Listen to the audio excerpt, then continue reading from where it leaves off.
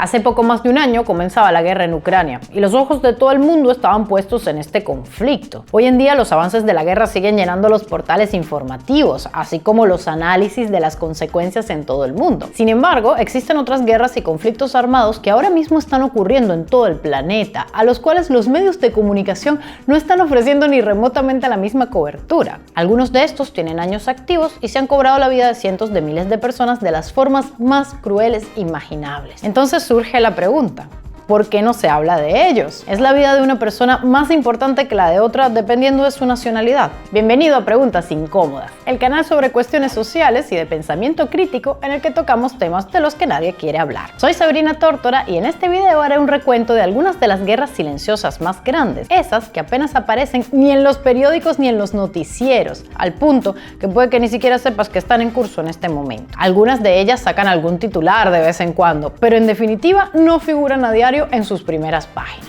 Comenzamos.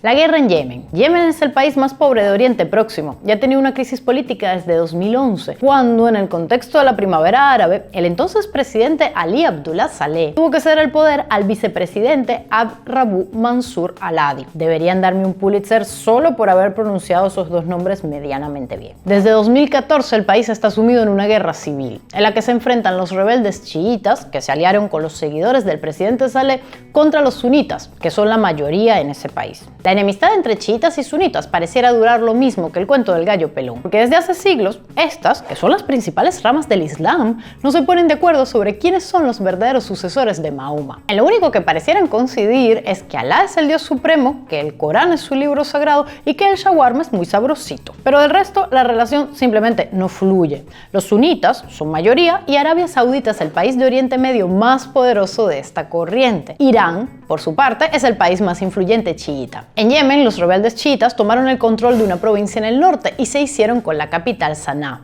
Y con esa situación, Hadi se exilió en el extranjero. Pero el conflicto escaló con la intervención de Arabia Saudita, que apoyó a la facción del presidente por ser también sunitas. A ese país se unieron 8 países árabes más, en su mayoría sunitas, y la comunidad internacional, en especial Estados Unidos. Irán, en cambio, apoyaba a los rebeldes por ser chiitas. Así que por un lado tenemos a la coalición que apoya a Hadi y por el otro, Irán y los rebeldes. Y por si fuera poco, los yihadistas también están presentes en el país, siendo Al-Qaeda y el ISIS los que han tomado el control de algunas zonas. La coalición bombardeó Yemen en 2015, causando estragos. Petición de Hadi, que quería volver al poder bajo el pretexto de impedir la influencia de Irán en la región. Los rebeldes respondieron atacando de vuelta a Arabia Saudí y los Emiratos Árabes Unidos, el otro país que lideró la coalición. Todas las partes involucradas en este conflicto han violado los derechos humanos de un país que sufre la peor hambruna de las últimas décadas y una de las peores crisis humanitarias del mundo. La guerra en Yemen se ha cobrado 377.000 muertos, de los cuales el 60% no ha muerto por los ataques, sino por sus efectos, como el hambre y enfermedades que perfectamente podrían prevenirse, según la ONU. Además informan de 4,5 millones de desplazados internos y 21 millones de personas que necesitan ayuda humanitaria. Unas cifras espantosas. En 2022, y gracias a las mediaciones de la ONU, hubo una tregua, que según Amnistía Internacional no respetaron del todo, y por si fuera poco, venció. Queda ver cómo se desarrollará este conflicto. La ONU estima que de seguir para 2030, el total de muertes podría llegar a 1,3 millones y el número de personas desnutridas a 9,2 millones. Vamos, que pinta mal, pero muy mal. Así que vuelvo a la pregunta: ¿cómo una situación tan escandalosa brilla por su ausencia en el panorama informativo internacional? Los motivos pueden ser varios. Por un lado, este es un conflicto que se da lejos de Occidente y que afecta principalmente a los países árabes. Los migrantes de este país no llegan a Occidente, como los refugiados sirios o africanos. Por otro lado, para los periodistas es difícil informar sobre lo que allí ocurre por las condiciones adversas que existen hacia su profesión. Aunque en realidad, un motivo de peso podría ser un conflicto de intereses para Occidente. Es decir, que envían armas y tecnologías a Arabia Saudita mientras expresan estar preocupados por la escalada del conflicto.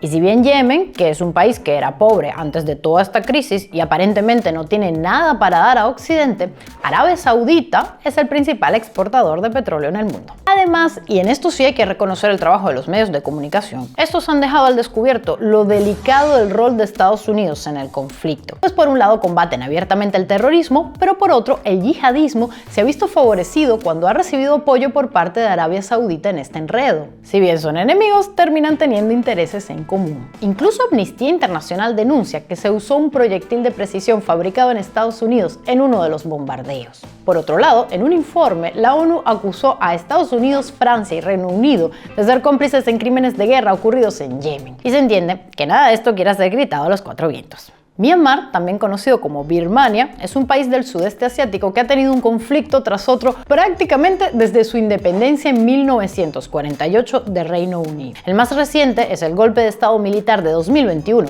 en el que el presidente Win Myint y la consejera de Estado Aung San Suu Kyi fueron depuestos y detenidos. El golpe lo realizaron los militares con el comandante en jefe de las Fuerzas Armadas liderándolos, instaurando una dictadura con la junta militar en el poder e interrumpiendo 10 años de democracia en el país. El comienzo del golpe, por cierto, fue registrado por accidente por esta profesora de aeróbic que estaba grabando una rutina mientras todo ocurría a sus espaldas.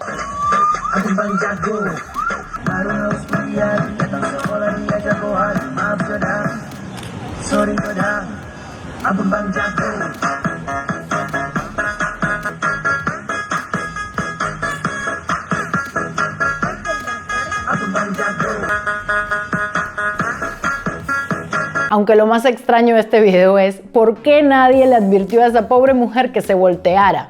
Desde el golpe, la Junta ha sembrado el terror, incendiando cientos de miles de viviendas civiles, así como atacando a la población con bombarderos, detenciones arbitrarias, tortura e incluso ejecuciones. La población se defiende como puede. Alrededor de 1 millón de personas se desplaza internamente huyendo de la represión, mientras otros han formado las Fuerzas de Defensa del Pueblo, una milicia civil que se ha armado como puede con un nutrido grupo de jóvenes que dejaron las universidades para esconderse en la selva y combatir a la dictadura. La Junta está asfixiando al país, cortando el acceso de fondos, alimentos, información y refuerzos para los grupos armados. El golpe de Estado se ha cobrado la vida de casi 3.000 personas, aunque el número de víctimas mortales en este país asciende a las decenas de miles dependiendo del año en el que empieces a contar. Solo la persecución de los rohingyas suma unos 10.000 muertos, según Médicos Sin Fronteras. Este ha sido un verdadero genocidio llevado a cabo por décadas y que se intensificó a partir de 2017 a mano de los militares en contra de esta minoría musulmana. El país, de mayoría budista, no reconoció a esta etnia que es considerada apátrida. Y la religión ha jugado un papel importante en este conflicto, pues han existido movimientos nacionalistas budistas acusados de estar detrás de esta persecución. Y luego dicen que los budistas son la religión más pacífica de todas. Los militares además organizaron campos de refugiados en el país que han sido comparados con verdaderos campos de concentración, en los que la comida, la atención médica y la falta de una educación digna hace que la generación que está creciendo en esas condiciones se dé por perdida. Y sí, el genocidio rohingya, así como el golpe de Estado de 2021, han aparecido en los medios de comunicación en todo el mundo. Su cobertura no se compara con la de otros conflictos que han afectado a Occidente. Después de todo, los rohingyas han ido a parar principalmente a Bangladesh y los desplazados tras el golpe permanecen en el país. Para colmo, Amnistía Internacional denunció que empresas extranjeras, entre las cuales Exxon, proveen de combustible a los aviones que utiliza la Junta para someter a la población. Según un informe de la ONU, Rusia, China e India, además de Serbia, han estado dándole armas a la Junta militar. Al parecer, la gente en Myanmar está abandonada a su suerte. Pasemos a la que es considerada como la guerra más mortal del siglo XXI,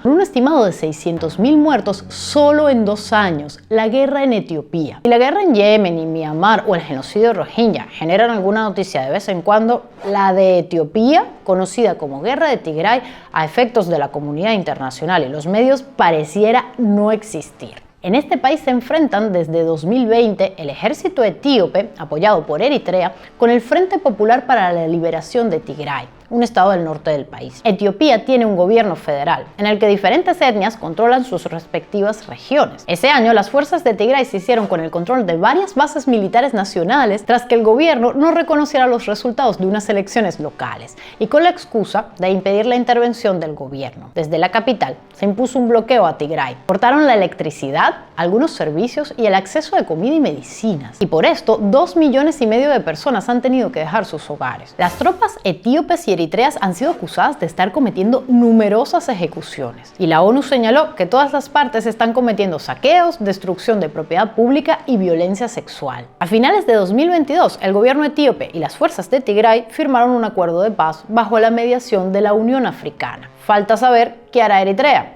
por lo que todavía el panorama es inestable. ¿Y por qué no estamos al tanto de lo que ocurre en Etiopía? En primer lugar, porque las consecuencias de este conflicto no se sienten en Occidente. A la falta de interés por lo que ocurre en África, además se añade una clara intención del gobierno de que no se conozca con precisión lo que allí ocurre, habiendo puesto en marcha un blackout informativo. Por su parte, China acaba de venderle artillería al gobierno etíope. No que la guerra se había acabado. Según Alexandra Kuimova, investigadora del programa de transferencias de armas del Instituto Nacional de Estudios para la Paz de Estocolmo, Rusia y Ucrania fueron los mayores proveedores de armas a Etiopía en las últimas 2 décadas. Así que al parecer tenemos a un occidente indiferente y al continente asiático cuidando sus intereses. En esta lista omití algunos conflictos bastante ignorados en la actualidad, pero que todos en realidad conocemos. Uno de ellos es la guerra civil en Siria, que cumple 12 años de combate, que si bien es todavía el conflicto armado que ha obligado a la mayor cantidad de gente a salir del país y figuró por largo rato en la prensa internacional, ya no lo hace casi. Otro gran ausente en los periódicos es Afganistán, donde en 2021 volvieron a subir al poder los talibanes